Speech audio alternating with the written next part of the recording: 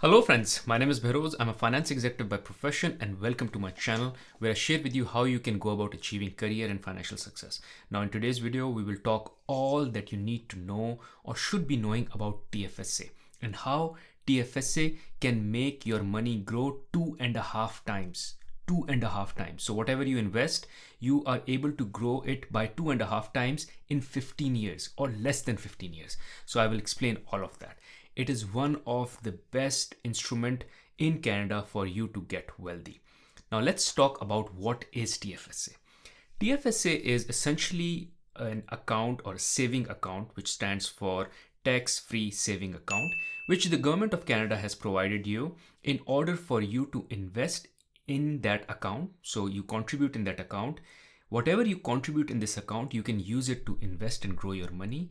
And whatever growth comes on this money is tax-free. Here's the issue with Canada, which is the tax rates are very high. So whatever investments you do, whatever capital gains that happen on that investment, you have to pay tax on it, which is a lot of burden on your financial wealth. And hence it puts a strain on your financial growth. However, in this account, whatever you contribute in this account and use it to invest, there is no tax on that capital gain. Essentially, it is an account. Just like you have a checking account at the bank, a saving account at the bank, it is just like that another account that you can open either with your bank or with your broker, an online broker that you use for trading purposes. So you can open this account with them.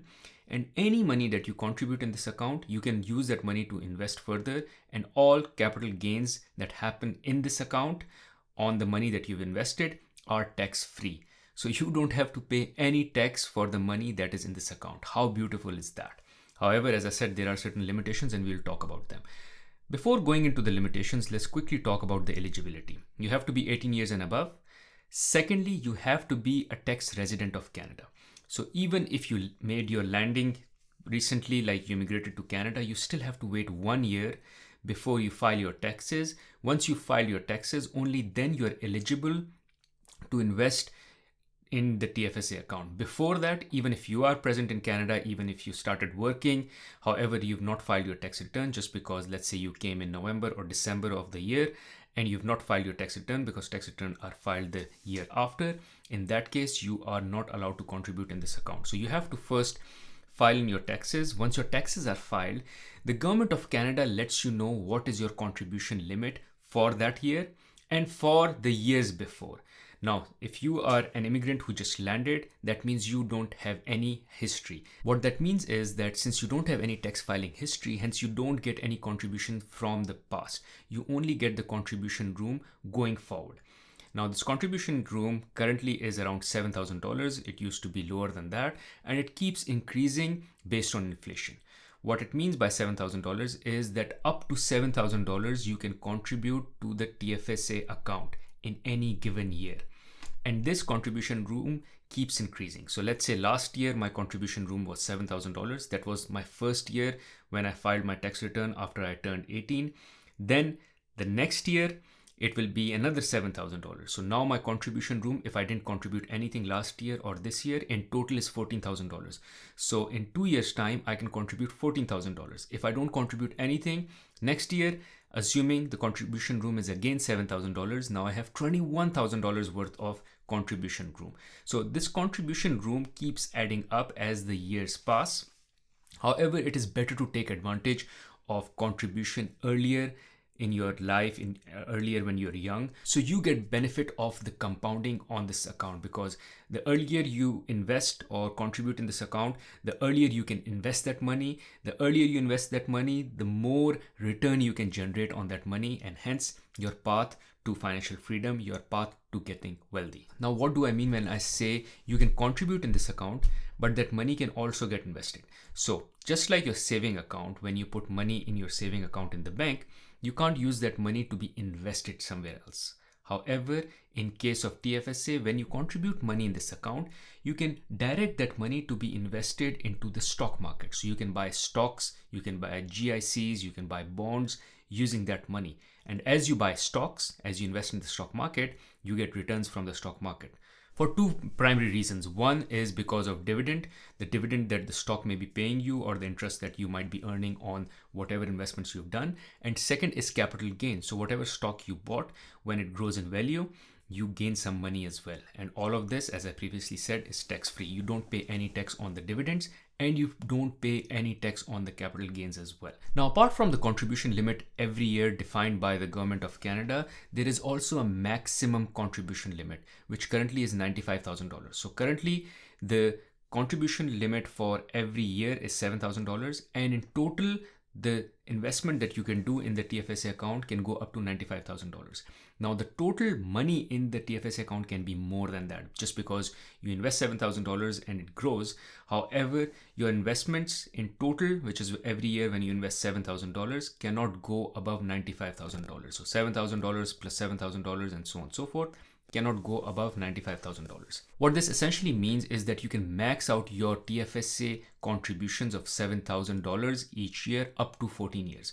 Now, the $7,000 as a contribution room every year also keeps growing based on inflation, and the total value, which is the $95,000, also keeps growing based on inflation. So we can safely assume that by the time it is 15 years down the lane, this $95,000 worth of contribution limit will go up as high as $120,000 based on the normal inflation rate, and the $7,000 will become something like $9,500 of contribution room in 15 years time.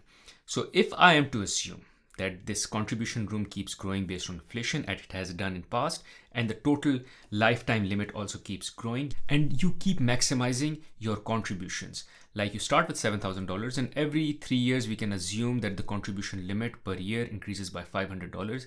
Then by 14 years, or within 14 years, your wealth will increase by 2.5 times. So whatever you invest, you will make it to go up to 2.5 times of that investment. Here in my calculation, you can go and invest up to $120,000 in 15 years, which will grow to become $270,000 by the end of 15th year. So you have essentially invested $120,000 and it has grown to $270,000. So more than 2.5 times increase in your wealth just by maximizing your contributions in TFSA. Why? Because all the capital growth that comes on this investment is tax-free. And mind this, that essentially in the long run, you start making your wealth more because of the returns that you're earning as against the principal amount. Because over time, the returns will exceed the investment that you've done. This is just how compounding works. Now, let me quickly talk about the best thing I like about TFSA, which is that you can take out this money anytime you want without any penalty. And your contribution limit room is not lost. Let's take an example. You invest $7,000 in 1 year, that grows up to become $10,000. The next year you invest another $7,000.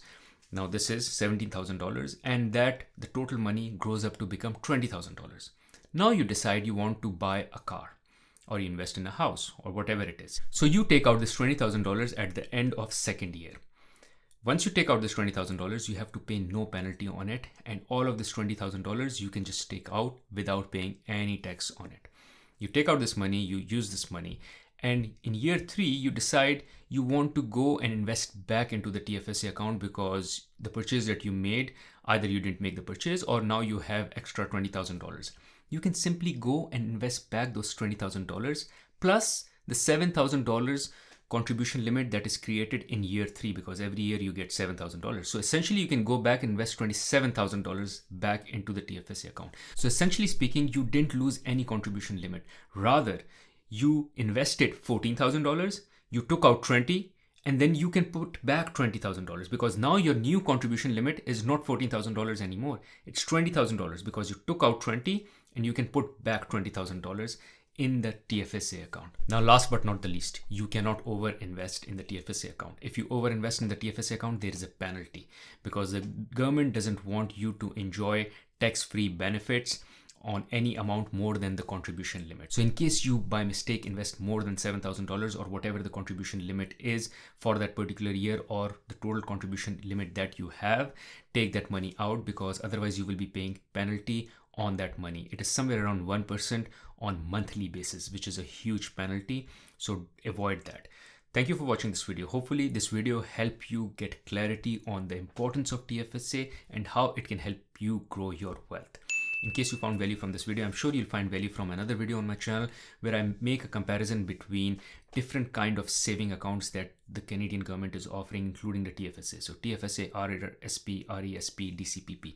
You can check it out. Other than that, I've made another video where I explain how you can choose between whether to lease, buy, or finance a car. You can check that video out here. Thank you.